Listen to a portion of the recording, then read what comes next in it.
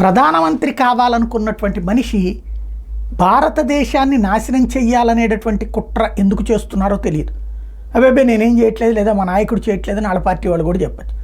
Hindenburg అనేటటువంటి ఒక తూత్కోరి batch ఒక 60 మంది కూర్చుని ఏ సంస్థ దగ్గర నుంచైనా ముందు షేర్లు కొని ఆ తర్వాత కొన్న తర్వాత ఆ సంస్థ షేర్లు డౌన్ చేసి ఆ తర్వాత అతి తక్కువకి మళ్ళీ వాళ్ళ దగ్గరే కొని అంతకుముందు కొన్నటువంటి వాటిని రిటర్న్ చేసేటటువంటి వ్యవహారం ఏదైతుందో ఒక పెద్ద గేమ్ ప్లాన్ చేసుకుని బహిరంగంగా ఆ పని చేస్తాను. అంటే మేము దొంగతనం చేస్తాం, వ్యభిచారం చేస్తాను ఓపెన్గా ప్రకటించుకునేటటువంటి సంస్థ చెప్పే మాటలిని ఈ దేశంలోని ప్రజలను షేర్ మార్కెట్లో ఇన్వెస్ట్ చేయొద్దని చెప్పడం ఇంతకంటే నీచం, ఇంతకంటే ఘోరం, ఇంతకంటే దరిద్రం మరెక్కడా ఉండదేమో.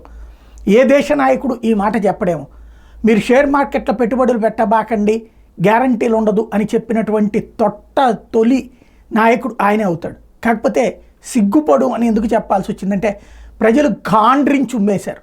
ఇవాళ హిండెన్బర్గ్ వాడు నాటకాలేంటో ప్రజలకు అర్థమైపోయింది. క్రిందటిసారి వాడు ఆడిన నాటకంలో పావులుగా మారి కోట్ల రూపాయలు నష్టపరుచుకున్నటువంటి ప్రజలు ఈ దఫా సోమవారం పొద్దున్నే అంటే శనివారం నుంచినే గేమ్ ప్లే చేశాడు. పెద్దది జరగబోతుంది హిండెన్బర్గ్లో, ఇదే ఇండియాలో అని. ఆ తర్వాత తీసుకొచ్చింది ఆ సెబీ చైర్పర్సన్.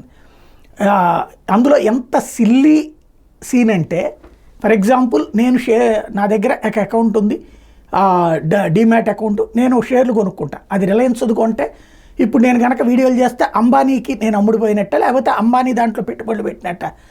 ఇలాంటి ఒక దిక్కుమాలినటువంటి ఒక నేరేషన్ క్రియేట్ చేస్తే దాన్ని నమ్మేటటువంటి తెలివి తక్కువ దద్దమ్మగా ఒక రాహుల్ గాంధీ ఉంటాడని ఎక్స్పెక్ట్ చేయలేదు.